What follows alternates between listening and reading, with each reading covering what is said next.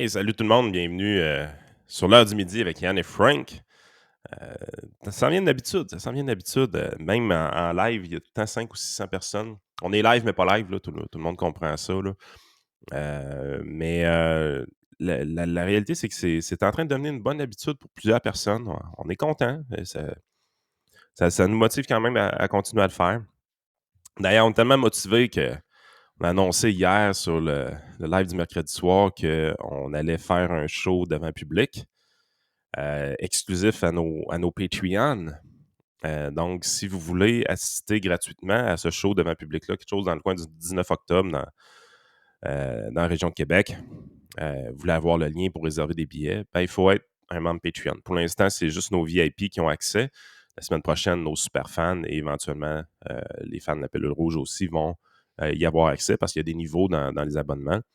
Mais si c'est Absolument. quelque chose qui vous intéresse, là, c'est peut-être un bon timing pour devenir membre. Il y a quand même un feature, le fun à aller chercher si vous êtes dans la région de Québec et Lévis, ou peut-être même d'ailleurs, puis vous avez le goût de passer une belle soirée avec des gens qui pensent un petit peu comme vous. C'est à regarder éventuellement. Patreon.com/isénéchal. Absolument. Écoute, puis ça nous donne l'occasion tout le temps de jaser, nous autres, de nos sujets. Tu sais, je pense que c'est un peu une force du podcast. Là. On n'a pas. Tu sais, j'ose croire que les gens ne savent pas tout le temps de quoi on va parler à l'avance. Là. Tu sais, des fois, tu écoutes des affaires, tu te dis, me semble que c'est un. Pas c'est prévisible, mais tu vois l'actualité, tu te dis, ah, c'est sûr que demain, il parle de ça. Puis tu vois, hier, on parle beaucoup des élections provinciales. C'est beaucoup ça le sujet. C'est normal. Les élections sont là. Mais sur YouTube, vu que je suis beaucoup de trucs politiques, je vois passer de l'actualité de tous les partis. Et hier, il y avait un point de presse avec Elisabeth May. Attends un peu, là, il ne faut pas que je me mêle, parce que c'était une fille qui est devenue un gars, donc le chef du Parti vert. C'est correct si je dis ça? Je pense que oui. Ouais. Bon, donc le chef Ben, dis, du. il y a le chef, je pense. Ouais, il y a le C'est-tu? chef du Parti vert prenait la parole. Il y avait aussi un autre gars. Et là, j'écoutais ça, Yann. Je me disais, mais mon Dieu, c'est. Sans niaiser, c'est un. Tu sais, puis ça, je te l'avais dit maintenant, puis je pense que je l'ai dit dans un podcast, là, c'est que comme le Parti vert s'est tellement fait manger son lunch par les autres partis. Tu sais, en gros, la préoccupation environnementale, Chris, même les conservateurs sont rendus green. Là. Fait que rendu là, je veux dire, à part, mettons, il reste quoi? Il reste Bernier, là, qui est genre qui n'a pas de climat là, puis de cossin dans Ouais, ses puis il affaires. va Là. avoir le même résultat de vote que le Parti vert, de toute façon. C'est exactement. Donc là, toutes les autres partis ont repris cet enjeu-là. Trudeau, comment il s'appelle? Justin Mercury. C'est l'environnement mur à mur. Quand il chante pas, il parle d'environnement. Puis quand il parle pas d'environnement, il parle des trucs autochtones et autres. Et là, hier, c'était ça. Justin Mercury. Hier, c'était ça. Donc, c'est pas Hey, il va-tu Justin se faire poster un Mercury. pinch, je pense, dans les prochains mois? On l'a pas vu encore. On a vu la grosse barbe. Moi, j'aimerais On ça a... qu'ils mettent le même saut de blanc là, que dans. Ça serait quand même vraiment épique que ça arrive. D'ailleurs, on fera peut-être jouer un audio tantôt là, des conservateurs là-dessus que j'ai trouvé particulièrement génial. Donc, hier, c'était ça. Le Parti vert énonce ses priorités pour la session parlementaire. Ça, c'est l'article qui fait le compte-rendu du truc dans Radio-Canada. Mais je suggère vraiment les gens, si vous avez envie de rire, là, laissez faire Guy Nantel, les Vox Pop, laissez faire Mike Ward, laissez faire les humoristes que vous aimez. Allez regarder les points de presse du Parti vert, c'est de toute beauté. Écoute, ils sont dans un genre de double down ou de fuite en avant dans le wokisme qui est spectaculaire. Ça dépasse tout ce que vous pouvez imaginer. Hier, écoute, Elisabeth May arrive. Là, Genre, Ricky Gervais serait pas capable de parodier ça autant. Là. ben, Ricky Gervais, mettons, qui parodie ce truc-là, on dirait, ouais, c'est un peu intense. Là. Je pense que tu caricatures. C'est pas vrai que tout le monde est de même. Mais eux, c'est comme quelqu'un qui voudrait parodier Ricky Gervais qui parodie déjà ce gang-là. Elisabeth May arrive, elle prend le micro. D'abord, là, c'est les phrases kitsch en anglais et en français. Donc, premier virtue signaling, il faut que je parle les deux langues pour bien paraître. Deuxième virtue signaling, les territoires Mohawk non cédés, on est sur les terres ancestrales. Tu sais, là, il y a tout un phrasé là, un peu capoté là-dessus. Et là, ça commence. Elle fait venir un gars que j'avais jamais vu de ma vie, je sais pas c'est qui ce gars-là. Là, il y a une étude sur la fin de la vie. Là, je suis: «Ah, OK, la fin de la vie». Heu, Mourir dans la dignité. ouais, ouais, c'est ça. Je m'attendais quasiment à ce que Véronique Yvon arrive puis qu'on parle de l'aide médicale à mourir. Non, non. Le gars, il prend le micro et il dit une phrase à un moment donné. Il dit: «The life of Canadian is no longer guarantee». Là, je dis: «The life, genre, le mode de vie ou c'est de quoi vous». Non, non, la vie, vous allez mourir, là, à cause des changements climatiques. Puis là, j'étais là: «Voyons, esti, mais». Puis là, il était rendu dans une histoire, là, on s'en va vers la 6e ou la 7e extinction massive. L'humanité va disparaître et là, tu écoutes ça, tu te dis: «OK, parfait». Là, il s'en va et là, c'est l'autre qui arrive, là. De chess Le vrai chef. removal, là. Ouais, le chef arrive et là, il commence à nous parler de sa transition sexuelle. Là, c'est important d'en parler pour les gens qui font partie de la communauté LGBTQ+, d'HZ. Moi, avant, j'étais une femme, maintenant, je suis un homme. Et là, finalement, il finit son affaire. Et là, après ça, on commence sur la notion de racisme climatique. Là, je te le dis, je regardais ça, Yann, j'étais là, voyons, c'ti, mais ils vont-tu finir? C'est comme si tu prends toutes les buzzwords politiquement corrects, toute la merde que les woke racontent, là, Ah, tu man. prends ça, tu mets ça dans un blender, tu pèses sur purée et il te sort la conférence de presse du parti. J'en revenais pas, je regardais ça, puis j'étais. Tu sais, je suis habitué d'en voir des niaiseries, là. Je m'en tape en maudit des niaiseries pour essayer de mettre de la couleur dans ce show-là, là. Mais ce que j'ai vu hier, regarde, je peux même pas vous passer d'extrait, il faudrait que je la passe au complet, là. La conférence, ça avait aucun sens, là, mais c'est lunaire ce qu'ils racontent, ces gens-là. C'est que, tu sais, Faudrait si vous. créer une application qui permet de construire rapidement un discours woke en peu de temps. Ouais, puis t'appelles ça, le site, t'appelles ça genre Go Woke, Go Broke, là, ou .com. Non, mais c'est vrai, tu as l'application Go Woke, Go Broke, là. Puis là, tu coches, là, aujourd'hui, de quoi je veux, de quoi c'est quoi mon sujet principal? Puis après ça, c'est quoi les buzzwords que je veux, aller cibler? Clouc, clouc, clouc. Puis tu pèses à la fin, puis il y a un texte qui s'écrit automatiquement, puis dès que tu en fais un discours. Ah, puis tu peux C'est choisir les tellement mots que tu inclus, hein, tu sais, si mettons, je veux que ça parle de Donald Trump aussi. Je swing dessus un autre là-dedans. Là, hier, j'ai été déçu quand même. Ils n'ont pas réussi à plugger l'avortement dans le point de presse. Je me oh. disais, tu sais, des fois, racisme climatique, il doit y avoir un lien avec ça, là. Hey, non, mais attends un Euh, peu, faut que tu m'expliques, là. Moi, tu sais comment j'aime comprendre les choses. Tu peux pas dire racisme climatique sans tenter de me l'expliquer. Parce que je t'ai laissé aller l'autre jour avec ton 2 plus 2 égale 4, que c'était du suprémacisme blanc, là. J'ai jamais eu d'explication pour ça, là. Mais là, je veux l'explication du racisme climatique. C'est quoi l'idée derrière ça? Ben, écoute, moi, j'ai pas vraiment compris, là, je vais être franc, là, pour exactement ce que c'est. Ben, je comprends, mais je veux dire, je comprends, mais je comprends pas, dans le sens que c'est comme quand quelqu'un essaye de t'expliquer de quoi d'irrationnel. Tu es comme, OK, j'entends et je comprends ce que tu dis, mais je comprends pas comment tu arrives à cette conclusion-là logiquement, là. Et là, tu sais, regarde, je fais une petite recherche à brûle pour point comme ça. On nous dit vers une loi contre le racisme environnemental. OK. Et là, tu te dis, OK, mais c'est quoi l'affaire? Et là, dans le fond, ce que tu comprends, c'est que apparemment, écoute, là, j'y vais vraiment avec des trucs très larges, là. Les gens liront l'article, je ne le partagerai pas plus longtemps, là. Mais en gros, OK, en gros, les trucs industriels et polluants sont en général dans des quartiers industriels. Dans ces quartiers-là, c'est pas des endroits où les Blancs qui ont de l'argent vivent nécessairement. Ils vont vivre en dehors des quartiers industriels. Qui vit dans ces places-là? En général, des gens pauvres et appartenant à des minorités visibles.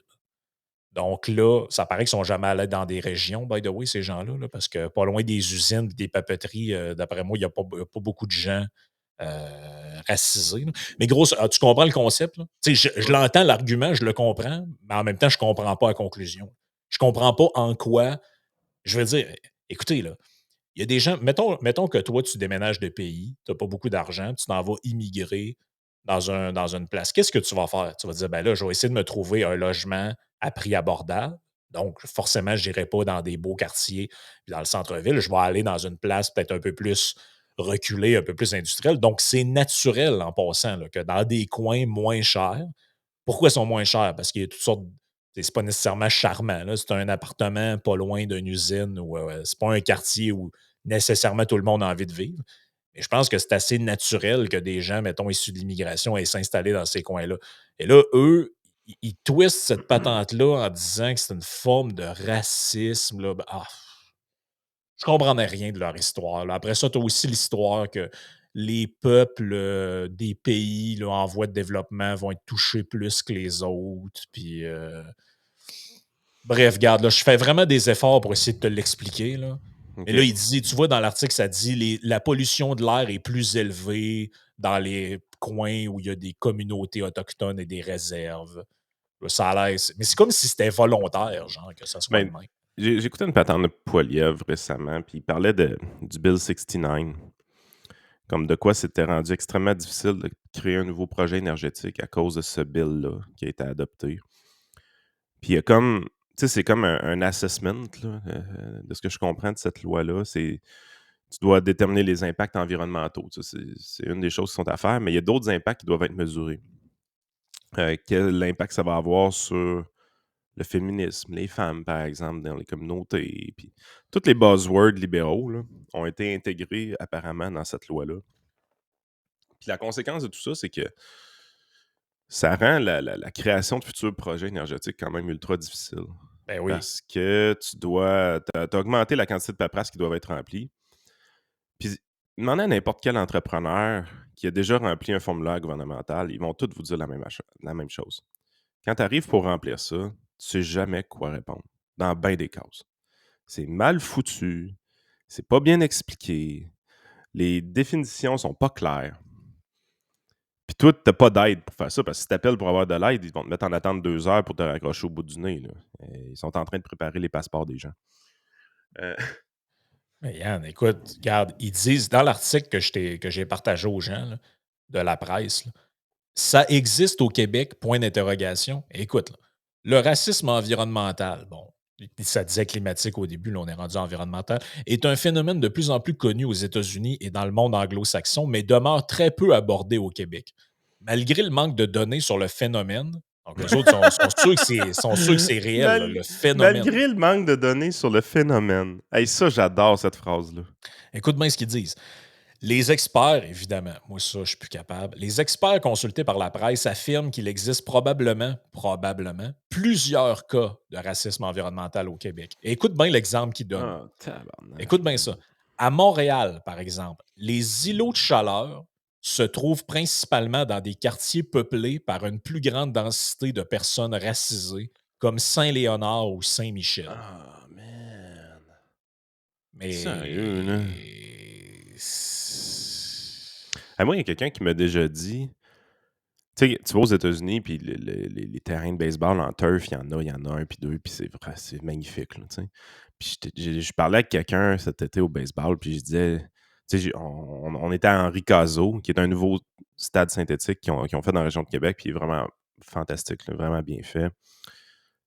Puis là, je dis, crime, ça en prendrait plus, là, tu sais, on a besoin de ce type d'installation-là, puis il dit: «Tu savais-tu que les villes ont quand même beaucoup de difficultés à mettre ces projets-là de l'avant?» J'ai dit: «Ah ouais?» Il dit: «Pourquoi?» Il dit: «Les îlots de chaleur».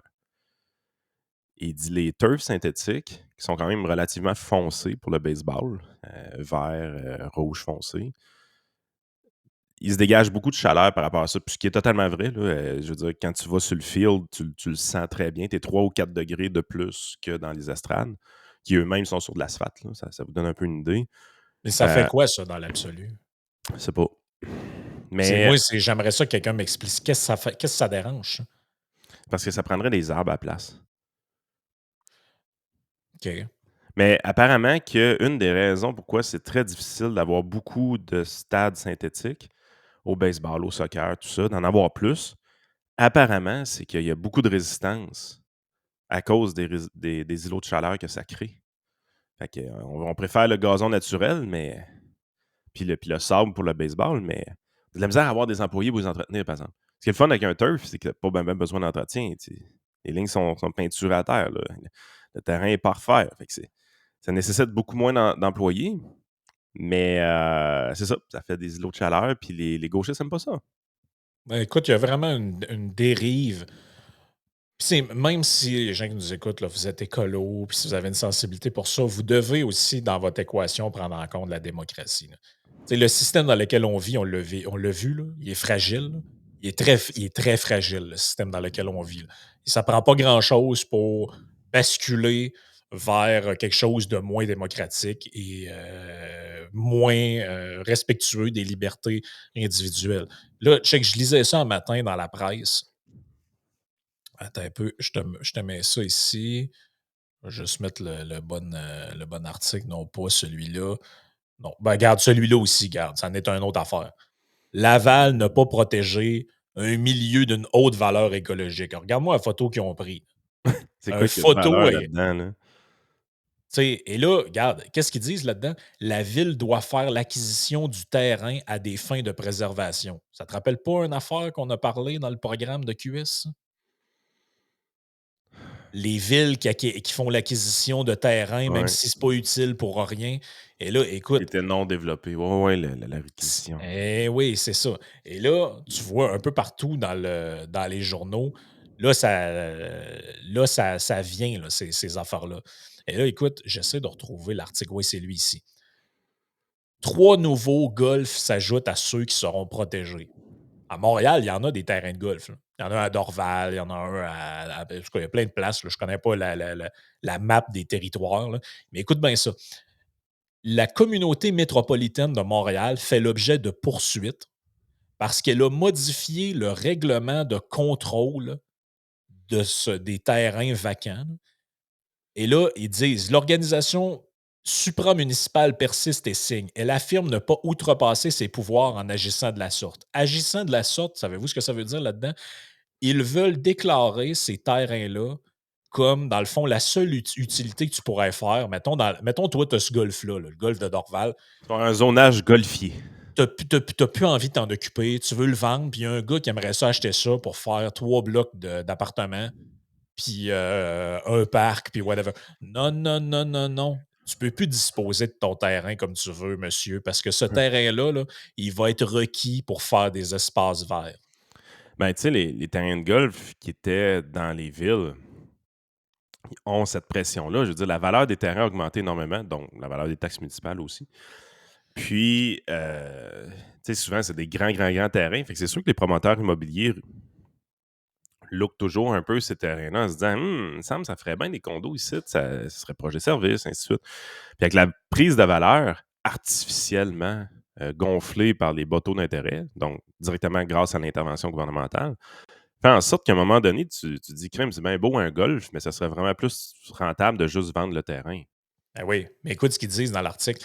Après avoir adopté en juin un premier règlement de contrôle intérimaire visant à protéger 6 terrains de golf représentant un potentiel de reconversion en espace vert, elle va ajouter 3 autres golfs, a appris jeudi la presse. La superficie de ces espaces protégés passera ainsi à 474 hectares, soit 2 fois et demi la superficie du parc du Mont-Royal.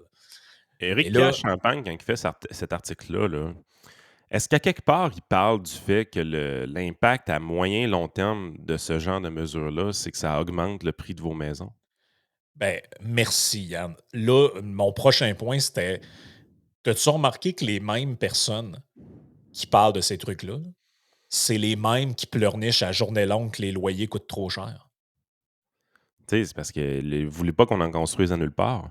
Tu sais, quand Poiliev, il attaque le prix élevé des maisons en disant que c'est les politiques monétaires et les gatekeepers qui font ça, ben, ce qu'il veut dire par gatekeepers, c'est exactement ça.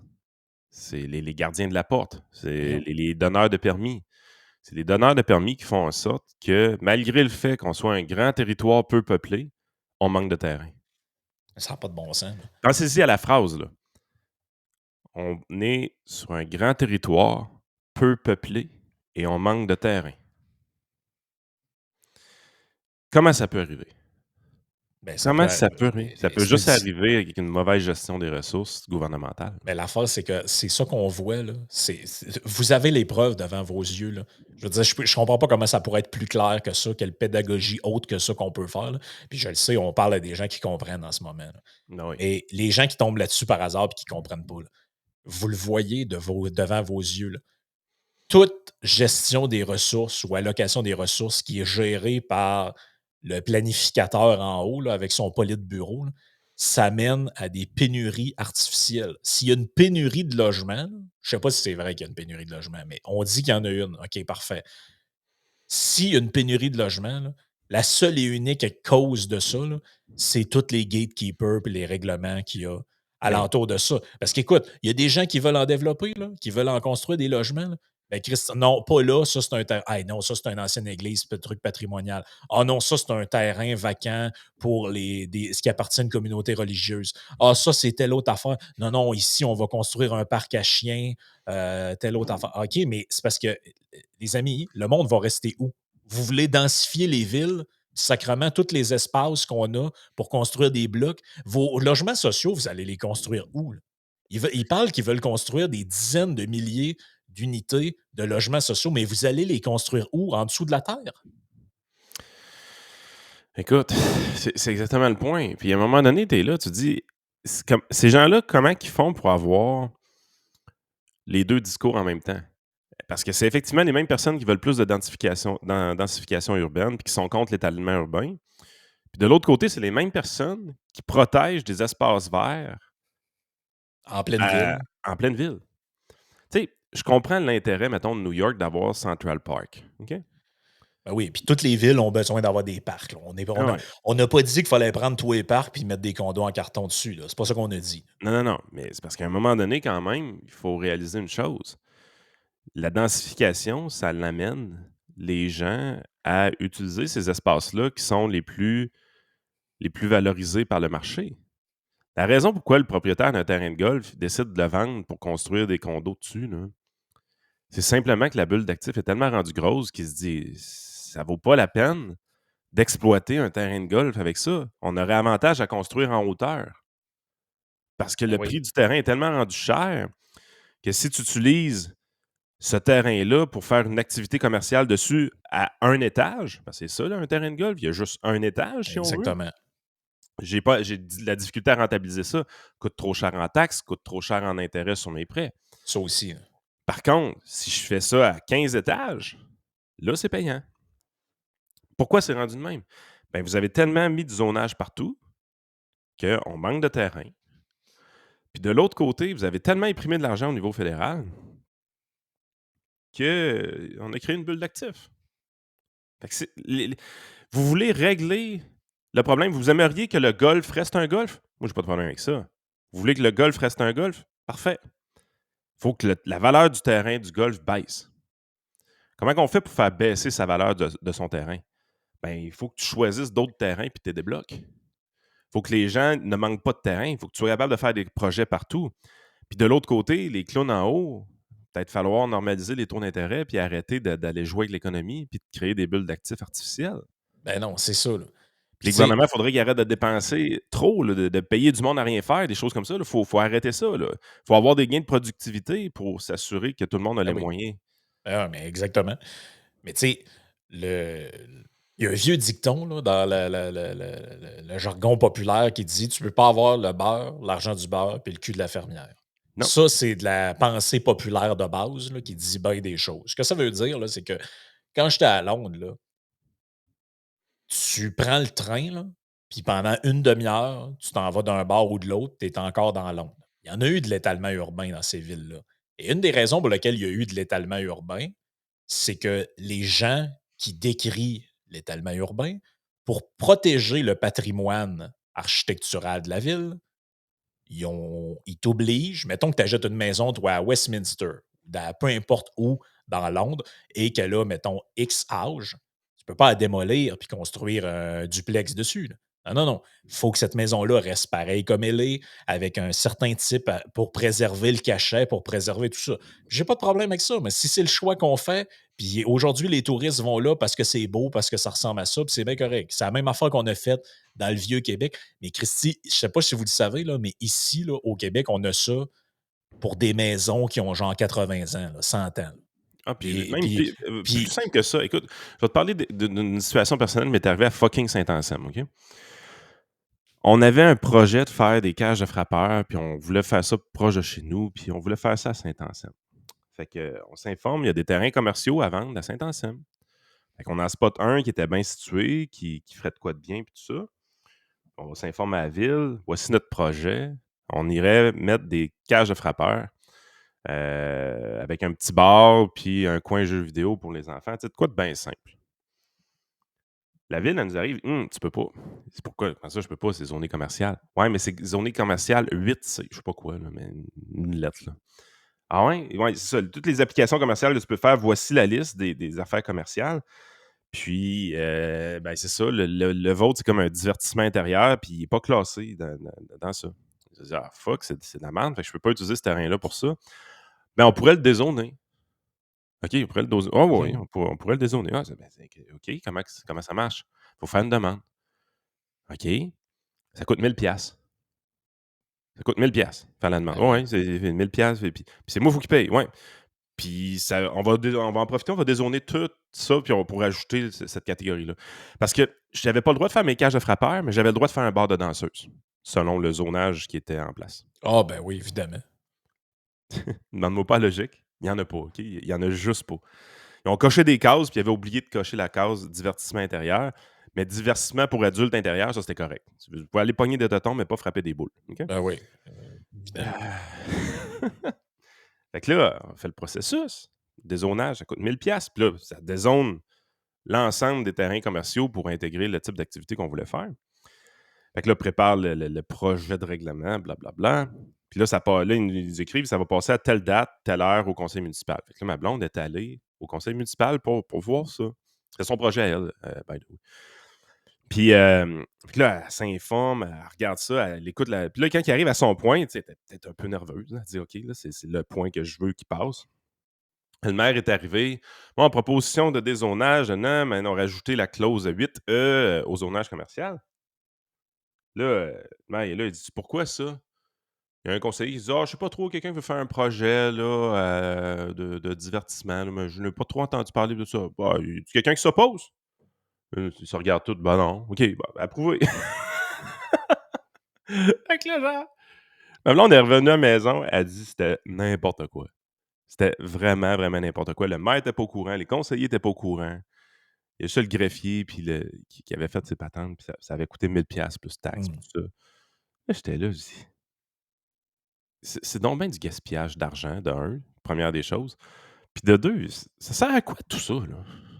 Ben non, mais c'est ça, mais tu sais Ça sert à quoi ça? ce que j'essayais de dire, là, puis ce que ton exemple montre aussi, là, c'est qu'à un moment donné, il faut que tu choisisses. Tu sais, ils veulent avoir des grandes priorités, là, les gens qui nous gèrent, là, puis ils ont une grande vision, une grande affaire. OK, parfait. Ayez vos visions, vos affaires, là. Mais à un moment donné, vous allez devoir choisir. Vous ne pouvez pas être en guerre contre l'étalement urbain, être en guerre contre les banlieues, puis désigner ces gens-là comme des ennemis en permanence. Et de l'autre côté, faire tout ce que vous pouvez pour que ces gens-là ne viennent pas vivre en ville. Vous Ouais. pouvez pas, là. C'est impossible. Tu sais, ils sont là, ils enlèvent des espaces de stationnement, ils mettent des parcomètres partout, ils empêchent la construction de telle affaire, ils protègent des trucs patrimoniaux parce qu'il faudrait surtout pas qu'on jette cette vieille maison-là à terre pour faire un bloc appartement. Et là, après ça, ils sont comme, mais là, je comprends pas pourquoi il y a du monde qui vont vivre à Saint-Hyacinthe. Ben, je comprends pas pourquoi. Faut-tu vraiment qu'on te l'explique? Vous avez rendu les villes invivables pour les gens qui voulaient y vivre. Les gens, là, tu sais, ils ont l'air à penser, eux autres, que le monde sont débiles, là. Tu sais, la personne qui travaille à Montréal sur l'île, là, ou qui travaille au centre-ville de Québec, là, ou qui travaille au centre-ville de n'importe quelle ville, pensez-vous que ces gens-là, ils aimeraient pas ça, être proches de leur lieu de travail?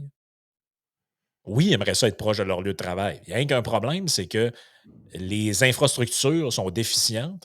et le prix n'a pas de bon sens, entre autres parce que vous avez limité les constructions, vous avez fait plein de règlements. Là, les gens, ils sont obligés d'avoir une voiture pour toutes sortes de raisons. Ils ne peuvent pas parquer nulle part. Bon, ben, c'est pour ça qu'ils s'en vont ailleurs, parce que les villes sont invivables pour beaucoup de gens. C'est ça la raison, là. C'est arrêter de chercher de midi à 14h. Puis ça, ils sont là.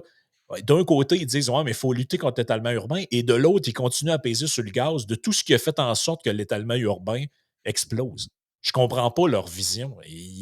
C'est comme s'ils n'ont jamais réfléchi à ce type de questions-là. Hey, on va transformer telle affaire en boulevard convivial. Ça veut dire quoi? Ça veut dire on va mettre des voies vélo puis des trucs de piétons là-dedans. Oui, mais c'est déjà ce genre de patente-là qui a fait en sorte que des gens ont dit ah, tu sais quoi, moi, la ville, là, c'est Plus pas fait capable. pour moi, je suis plus capable. Fait que je m'en prends mes clics, mes claques. On va s'organiser, on va trouver des affaires. Ma blonde elle va se prendre de quoi en télétravail ou whatever. Puis on s'en va, puis on s'en va plus loin. Comme ça, je vais pouvoir avoir une petite cour. Puis mes enfants vont pouvoir jouer dehors le soir. C'est ça la réalité. Là, mais on dirait qu'ils sont. Est-ce qu'on vit dans le même monde, ces gens-là? Ou En fait, c'est qu'ils analysent moi, mon feeling, c'est qu'ils analysent toutes les affaires au cas par cas. Fait que là, l'affaire du golf, c'est telle affaire. Mais tu sais, ils réfléchissent pas aux conséquences à moyen long terme sur le reste de leur discours. Là, OK, il faut se mobiliser, il faut militer pour cette affaire-là. OK, il faut militer pour cette affaire-là. Il faut militer pour cette affaire-là. Mais il n'y a jamais de réflexion ou de temps d'arrêt qui leur permet de mettre toutes les pièces de Lego ensemble et de dire OK, si on fait ça, il y a des conséquences. Tu sais, eux autres, dans leur tête, s'ils font ça, la seule conséquence qu'il y a, c'est que le golf, il reste. ben Ou oui. la pelouse, elle reste. Ça, c'est la conséquence. By the way, c'était pas des méchants, ça, les golfs, pendant un temps. Là. Trop d'eau, trop d'engrais, tout ça. Pas- Oh, non, Ouais. mais c'est parce que là, on va y réquisitionner, puis on va faire Un on parc va à faire chiens. un espace vert, ben, un parc à chiens avec ça. Là, Mm. t'es là, OK, puis je comprends, mais tu sais, il y a bien des affaires là-dedans qu'effectivement, individuellement, quand tu regardes ça, t'es comme OK, mais qui peut être contre ça? Avoir un beau parc pas loin de chez eux. Tout le monde a envie de rester pas loin d'un parc pour pouvoir aller faire un pique-nique dedans, puis s'asseoir sur une couverte à terre, puis relaxer. OK, oui.